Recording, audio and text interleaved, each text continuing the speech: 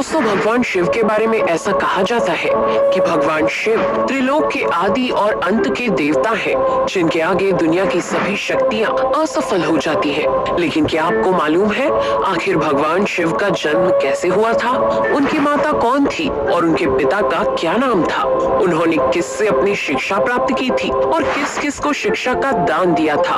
अगर नहीं तो चलिए, क्योंकि इस वीडियो के माध्यम से हम आपके इन्हीं सभी सवालों का जवाब देने वाले हैं, इसलिए प्लीज इसे स्किप किए बिना एंड तक जरूर देखना।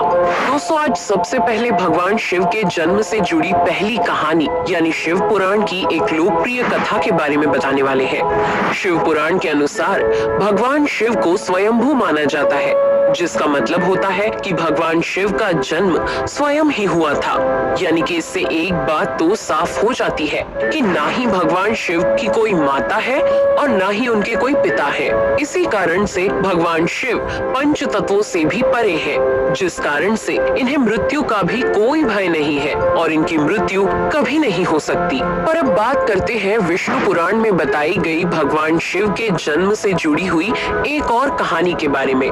विष्णु पुराण में बताया गया है कि भगवान विष्णु के माथे से निकलने वाले तेज के कारण भगवान शिव की उत्पत्ति हुई थी और उनके नाभि से निकलते हुए तेज से कमल पर विराजमान ब्रह्मा जी का जन्म हुआ था। मगर दूसरी ओर भगवान विष्णु के जन्म के बारे में शिव पुराण में बताया गया है कि एक बार की बात है जब भगवान शिव अपने घुटने मल रहे थे और उनके घुटनों से निकलने वाले मैल से भगवान श्री विष्णु जी का जन्म हुआ था। पर अगर ऐसा हुआ है तो विष्णु पुराण और शिव पुराण एक दूसरे से बिल्कुल अलग है। इस कथा के अलावा भगवान शिव के जन्म की एक और पौराणिक कथा काफी ज्यादा पॉपुलर है, जिसे शायद आपने बड़े बुजुर्गों से सुना होगा।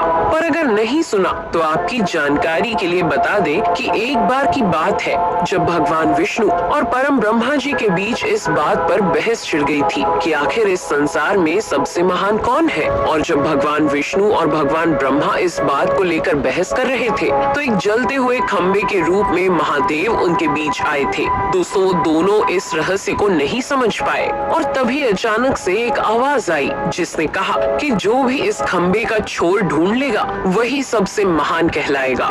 ऐसा सुनते ही ब्रह्मा जी ने एक पक्षी का रूप लिया और खंबे का ऊपरी हिस्सा ढूंढने निकल गए। वहीं विष्णु जी ने वराह का रूप धारण किया और खंबे का अंत ढूंढने निकल गए।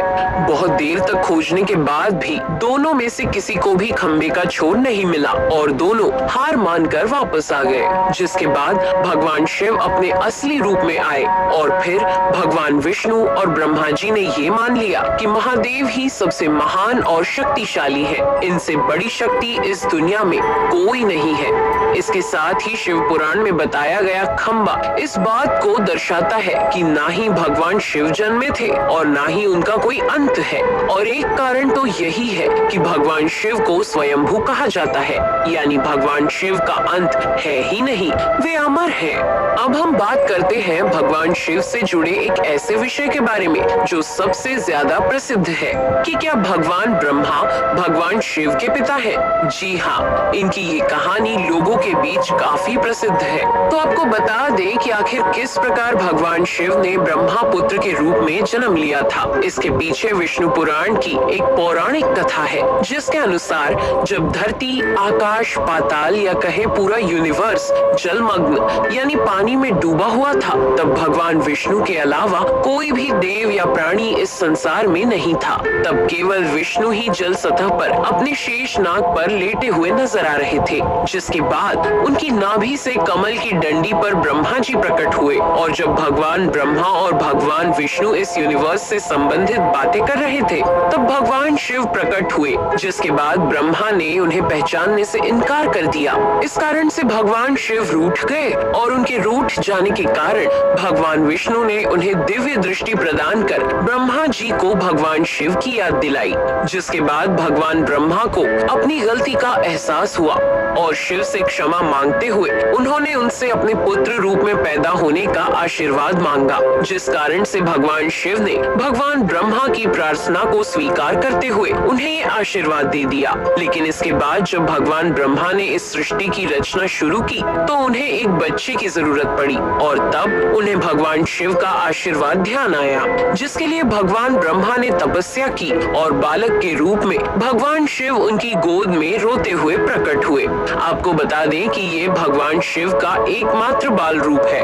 जब भगवान ब्रह्मा ने उनके रोने का कारण पूछा तो उन्होंने बताया कि उनका कोई नाम नहीं है। तब भगवान ब्रह्मा ने भगवान शिव का नाम रुद्र रख दिया, जिसका मतलब होता है रोने वाला। पर इसके बावजूद भी भगवान शिव चुप नहीं हुए, इसलिए ब्रह्मा ने उन्हें दूसरा नाम दिया, पर शिव को वो नाम भी पसंद नहीं आया और फिर भी वे चुप नहीं हुए। इस तरह शिव को चुप कराने के लिए भगवान ब्रह्मा ने भगवान शिव को 108 नाम दिए थे, जो रुद्र, शर्व, भाव, उग्र, भीम, पशुपति, ईशान और महादेव जैसे नाम थे। और शिव पुराण के अनुसार उनके ये नाम पृथ्वी पर लिखे गए थे। इसके बाद बात आती है श्रीमद् देवी महापुराण की। तो श्रीमद् देवी महापुराण में भगवान शिव की माता और पिता के बारे में बताया गया है। श्रीमद् देवी महापुराण के अनुसार देखा जाए तो एक बार जब भगवान नारद जी ने अपने पिता भगवान ब्रह्मा जी से पूछा कि सृष्टि का निर्माण किसने किया है, साथ ही भगवान विष्णु, भगवान शिव और आपके माता पिता कौन है, तब भगवान ब्रह्मा जी ने नारद जी को त्रिदेवों के जन्म के बारे में बताया। जो बताया वो वाकई चौंका देने वाली बात थी। दरअसल उन्होंने कहा कि देवी दुर्गा और शिव स्वरूप ब्रह्मा के योग से ब्रह्मा, विष्णु और महेश का जन्म हुआ था। यानी प्रकृति का रूप लिए माँ दुर्गा ही हम तीनों की माता है और ब्रह्मा यानी काल सदाशिव हमारे पिता है। इसके साथ ही श्रीमद् देवी महापुराण में भी भगवान विष्णु और भगवान ब्रह्मा के बीच हुए झगड़े की एक कहानी मिलती है, जिसके अनुसार एक बार श्री ब्रह्मा जी और विष्णु जी में झगड़ा हुआ और दोनों में बहस छिड़ी हुई थी।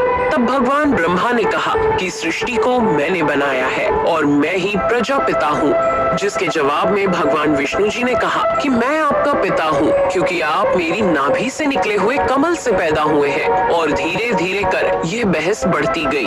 दोस्तों, इसके बाद इन दोनों का झगड़ा सुनकर सदाशिव वहाँ पहुँचे और उन्होंने कहा कि पुत्रों, मैंने ही तुमको इस संसार को बनाने और इसे संभालने के केवल 2 काम दिए हैं। इसी प्रकार मैंने शंकर और रुद्र को संहार और तिरोगति के कार्य दिए हैं। इसके साथ ही उन्होंने कहा कि मेरे 5 मुख हैं। एक मुख से अकार, दूसरे मुख से उकार, तीसरे मुख से मुकार, चौथे मुख से बिंदु और 5वें मुख से नाद यानी कि शब्द प्रकट हुए हैं।